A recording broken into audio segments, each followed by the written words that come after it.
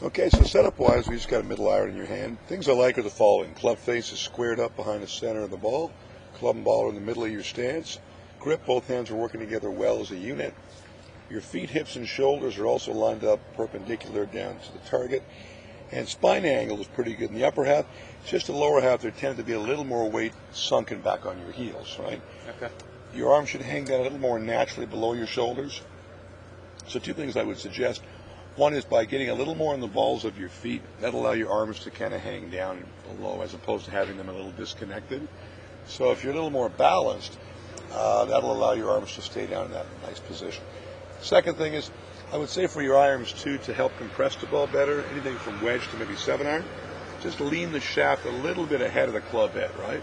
So your body weight might be 55, 45, so you can compress the ball head down with short irons, right? You're kind of perpendicular with your arms and hands versus a golf ball. You guys get We're going to watch the club going back.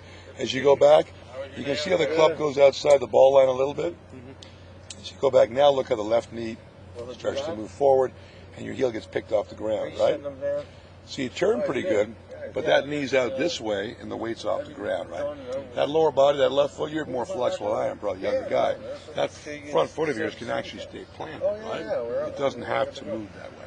And I think by the better balance, like I'm having, you can have that too. That'll keep things quiet. Look at the daylight between your legs. Right. You want to keep it tight. So, top of your swing, here's where the recovery comes in. Now you replant the left heel, you reflex the right knee, you drop your arms down, and you clear onto your left side and you extend on through. That just fluctuated as far as ball flight and contact because of timing.